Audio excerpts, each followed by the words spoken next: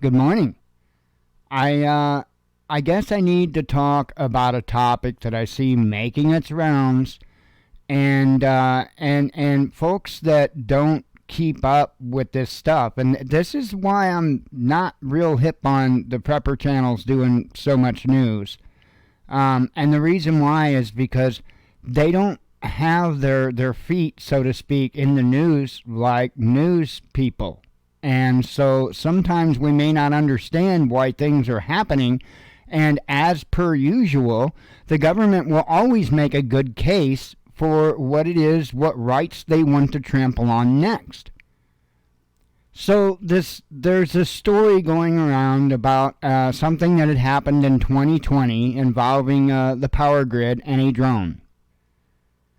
So the claim is that a DJI Mavic 2 was used to transport a piece of copper wire.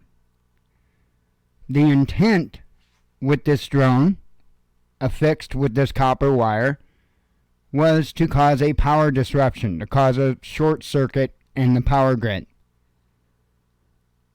There's so many holes in this whole thing, it's unreal. And what blows my mind is even somebody that has experience with the electrical grid sat there and went on a whole fear-mongering episode about it this morning and didn't mention a word about the fuses. Folks, the power grid has fuses all throughout it. Those fuses usually work. Most of the time when you have a power outage and it lasts, less than a half an hour, less than an hour, a lot of times, guess what? They just had to replace what? A fuse. They didn't have to replace half the grid. It doesn't work like that. They have protections in place because guess what? Shit happens. Sometimes trees fall. Sometimes storms come through. The power companies have put fuses so that when these events happen and it causes a line to hit the ground or two lines to cross, it doesn't take out the whole damn East Coast. Why, and I gotta ask you, Bear, why do you not mention the fuses? Is it because we're looking for an emotional effect? Well, thank you for being a government tool. Because that's exactly what they're looking for. So let's break this down. Now that I think you understand that there are devices in place to protect an entire grid going down because of short circuit between two lines. That's ridiculous. The second note. A consumer drone, and to be fair, a Mavic 2 would be considered a prosumer drone, but nonetheless, they don't have much payload. That copper wire was probably about all that drone could lift. That copper wire was not a thick copper wire. It wasn't like your feed line or what have you. I don't remember the exact name for it, but the feed line that goes from your meter into your house or that goes from the power pole to your house, we're not talking about a wire like that. We're talking about pretty much Romex, right? Something along that lines. We're not talking about a big major feed line. You know why? Because the drone wouldn't be able to lift it. You have to pay thousands upon thousands upon thousands. We're talking around $10,000 minimum to get a drone with the payload capacity to lift, several pounds even. There's a reason why they're doing this.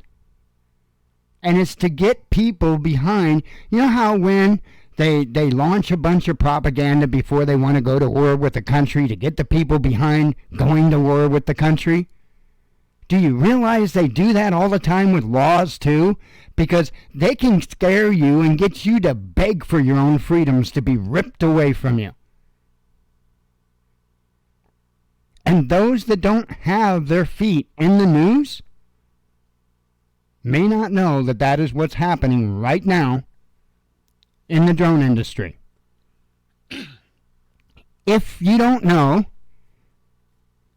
there's kind of a battle going on right now between drone owners and the FAA over different laws. They're actually put in place. We're just waiting for everything to, all the equipment to come out, all the T's to be crossed, I's to be dotted, and all that for something called remote ID. But the real agenda is to completely take us hobbyists. I'm a drone hobbyist. I'm not a professional pilot. I don't have a Part 107. I am merely a recreational drone flyer. And they want to take us out of the picture. And a large part of the reason why is because they want to start doing all kinds of drone delivery type of stuff and all that. It comes down to money. That's what it comes down to. But see, there's a problem. If we're flying our little hobby drones around, which they're not so much hobby drones when you pay $1,000 for a drone, but we might be in the way of them making money.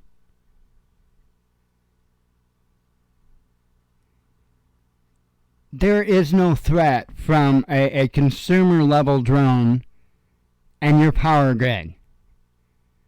Why would somebody go through all that expense and all that trouble when all they have to do is poke a hole in the lower housing of these these big transformers and let the coolant leak out? It'd be a hell of a lot cheaper, a hell of a lot easier to accomplish than trying to play Tetris with the drone and power lines. And be a hell of a lot more successful. Because that thin copper wire probably wouldn't even pop a fuse, to be honest. To be honest, that thin copper wire would be the fuse. And this is what bothers me for somebody that worked in the electrical, industry. How come you don't know this? Or do you? So anyway, I do got an article that I brought up. I'll link it in the description. There's really no reason for me to really go in depth in the article because, I pretty much said everything. The headline, though, this says it all. A drone tried to disrupt the power grid. It won't be the last. And then it says an attack attempt in 2020 proves the UAS threat is real and not enough is being done to stop it. I'm horrified. I'm horrified. And in fact, I better throw them in the trash. I've got 3 drones over there on the shelf. I'm going to throw them in the trash. I need to get rid of them. Right? And that's what the Second Amendment people need to do too, right? They need to get rid of their AR-15s because they could be a danger. Are we going to grow up? Or are we just going to help the government achieve what they're after?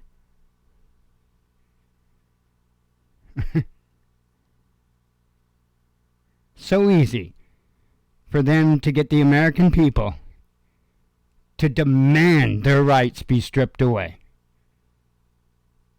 It's amazing. Shalom.